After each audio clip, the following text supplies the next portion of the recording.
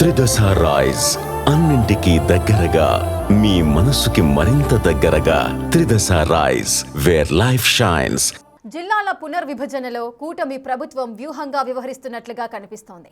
3 జిల్లాలలో పాగా వేసిన మాజీ మంత్రి పెద్దిరెడ్డి కుటుంబాన్ని ఒకే జిల్లాకే పరిమితం చేసేలా, మిగతా జిల్లాల్లో ఆయన ప్రాతినిధ్యాన్ని పూర్తి స్థాయిలో తగ్గించడమే కాకుండా భవిష్యత్తులో రాజకీయంగా ఆయన పట్టు తగ్గించేలా కూటమి ప్రభుత్వ వ్యూహాత్మకంగా అడుగులు వేసిందనే టాక్ నడుస్తుందట.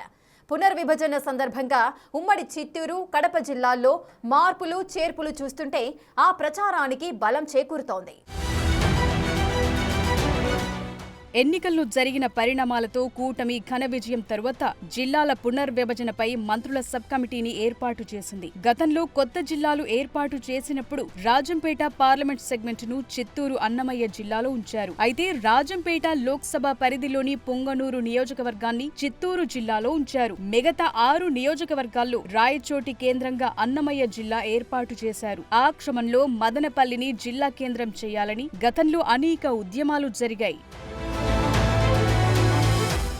రాయలసీమలో ఉన్న పురాతన పట్టణాల్లో మదనపల్లి ఒకటి. రైల్వే, జాతీయ రహదారులున్న ప్రాంతం. బెంగుళూరు ఎయిర్పోర్టుకు సమీపంలో ఉంటుంది. ప్రభుత్వ కార్యాలయాలకు కావాల్సిన ప్రభుత్వ భవనాలు కూడా ఉన్నాయి. మరోవైపు రాజంపేట కూడా రాయచోటి కంటే పెద్దది. వీటన్నింటినీ కాదని రాయచోటిని జిల్లా కేంద్రంగా చేయటంతో రాజంపేట వాసులు కూడా ఉద్యమాల బాట పట్టారు. అయితే అప్పటి వైసీపీ ప్రభుత్వం ఇవేమీ పట్టించుకోలేదు సరికదా. రాయచోటిలో ఉన్న ప్రభుత్వ భూములతో పాటు పేదల భూములపై కన్ను కూడా పడింది. ప్రభుత్వ కార్యాలయాల కోసం భూసేకరణ పేరుతో పెద్ద ఎత్తున భూదందా నడిచిందనే ఆరోపణలు కూడా అప్పటి వైసీపీ నేతలపై వచ్చాయి. ఎన్నికల ప్రచారంలో చంద్రబాబు నాయుడు మదనపల్లిని జిల్లా కేంద్రంగా చేస్తానని హామీ ఇచ్చారు. మరోవైపు రాజంపేటను జిల్లా ప్రధాన కేంద్రంగా చేస్తానని కూడా హామీ ఇచ్చారు.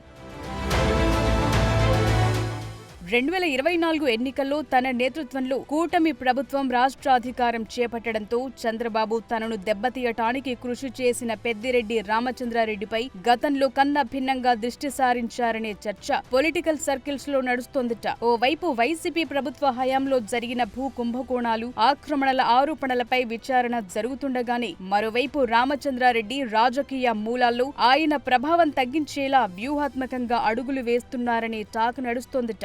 పెద్దిరెడ్డి రామచంద్రారెడ్డి ప్రాతినిధ్యం వహిస్తోన్న పుంగనూరు నియోజకవర్గాన్ని చిత్తూరు జిల్లా పరిధి నుంచి అన్నమయ్య జిల్లా పరిధిలో మార్చడం, వరుస ఎన్నికల్లో రాజంపేట లోక్సభ నియోజకవర్గం 3 సార్లు విజయం సాధిస్తూ వచ్చిన రామచంద్రారెడ్డి కొడుకు పెద్దిరెడ్డి మిథున్ రెడ్డి ఆధిక్యతను తగ్గించడంపై కూటమి ప్రభుత్వం దృష్టి పెట్టిందట. 2014, 2019, 2024 వరుస ఎన్నికల్లో గెలిచిన మిథున్ రెడ్డి రాజంపేట లోక్సభ నియోజకవర్గాన్ని పెద్దిరెడ్డి కుటుంబ ఆధిపత్య కేంద్రంగా మార్చేశారు. 2-3 ఏళ్ల క్రితం ఏర్పడిన అన్నమయ్య జిల్లాకు చెందిన రాజంపేట లోక్సభ స్థానంతో పాటు 2024 ఎన్నికల్లో 3 అసెంబ్లీ స్థానాల్లో వైసీపీ గెలిచింది. రాజంపేట ఎంపీ, పుంగనూరు, తంబళ్లపల్లి ఎమ్మెల్యేలుగా పెద్దిరెడ్డి ఫ్యామిలీనే గెలిచింది. గత ఎన్నికల్లో ఆ జిల్లాలోని రాయచోటిలో తెలుగుదేశం పార్టీ గెలిచిన పెద్ద మెజార్టీ కూడా లభించలేదు. ఈ అంశాలన్నీ దృష్టిలో ఉంచుకుని గత ఎన్నికల ప్రచారం సందర్భంగా తాను ఇచ్చిన మదనపల్లె జిల్లా కేంద్రం హామీని చంద్రబాబు అమలు చేశారట.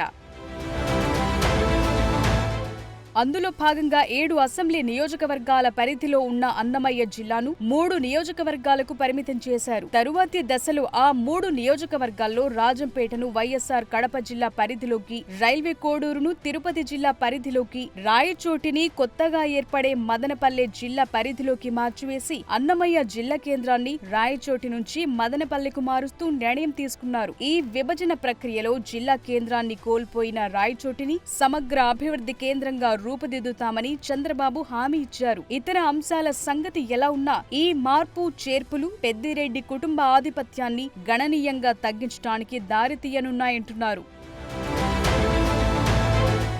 ఇటు చిత్తూరు జిల్లాకు పొంగనూరు దూరం కావటంతో చిత్తూరు జిల్లాపై పొంగనూరు ఎమ్మెల్యే పెద్దిరెడ్డి రామచంద్రారెడ్డి ప్రభావం తగ్గుతుందనేది స్థానికంగా నడుస్తోన్న చర్చ. అన్నమయ్య జిల్లాకు చెందిన రాజంపేట లోక్సభ నియోజకవర్గ పరిధిలోని 3 కీలక అసెంబ్లీ నియోజకవర్గాలు 3 జిల్లాల పరిధులకు మారిపోతున్నాయి. జిల్లాల భౌగోళిక స్వరూపాల మార్పులతో కొత్త రాజకీయ నాయకత్వాలు, వర్గబలాలు ఏర్పాటు కానున్నాయనేది పొలిటికల్ టాక్. ఒక విధంగా ఈ పరిణామాలన్నీ పెద్దిరెడ్డి కుటుంబ రాజకీయ రాజకీయ ఆధిక్యతను దెబ్బతీయటానికి దోహదపడే అవకాశాలుగా కనిపిస్తున్నాయని నేతల మధ్య గుసగుసలు వినిపిస్తున్నాయి. సొంత పార్టీలో జరుగుతోన్న పరిణామాలకు చెక్ పెట్టడానికి కూడా చంద్రబాబు అన్నమయ్య జిల్లా విభజనకు అడుగులు వేశారా అన్నది పొలిటికల్ సర్కిల్స్ లో నడుస్తోన్న చర్చ. ఇప్పటికే రాయచోటికి చెందిన ప్రముఖ రాజకీయ కుటుంబానికి చెందిన సుగవాసి ప్రసాద్ ను రాజంపేట పార్లమెంట్ అధ్యక్షుడిగా నియమించారు. అదేవిధంగా రాజంపేటను కడపలో కలపటంతో పాటు క్షత్రియ సామాజిక వర్గానికి చెందిన జగన్మోహన్ రాజును ఇన్ఛార్జిగా నియమించారు. మరోవైపు రైల్వే కోడూరులో కొంతకాలంగా అక్కడ ఇన్ఛార్జి వ్యవహారంపై విమర్శలుస్తున్నాయి. ఈ నేపథ్యంలో 3 నియోజకవర్గాలను 3 జిల్లాల్లో కలపటం ద్వారా పట్టు పెంచుకునే విధంగా టీడీపీ నేతలు పావులు కదిపారట. మొత్తం మీద ఒక్క దెబ్బకు 3 పిట్టలు అన్నట్లు వ్యవహారం నడిచిందంటున్నారు. మరోవైపు ఇంటెలిజెన్స్ సలహా మేరకు రాయచోటి నుంచి జిల్లా కేంద్రం పూర్తిగా తరలించినట్టు సమాచారం. గత 2 సంవత్సరాలుగా ఇక్కడ ప్రతి చిన్న విషయానికి మతాల గొడవలతో ఇరు వర్గాలు రోడ్ల మీదకు రావటమే కాకుండా పోలీసులపై దాడికి సైతం దిగుతున్నారు. ఓ సామాజిక వర్గం ఓట్ల కోసం నాయకులు కూడా వారికి వత్తాసు పలుకుతున్నారు. తమిళనాడుకు చెందిన 2 ఉగ్రవాదులకు రాయచోటి షెల్టర్ జోన్ అయ్యింది. ఇలాంటి వాటితో భవిష్యత్ ఇబ్బందికరంగా మారే అవకాశముందనే జిల్లా కేంద్రాన్ని అక్కడి నుంచి తరలించామని ఇంటెలిజెన్స్ వర్గాలు సిఫారసు చేశాయట.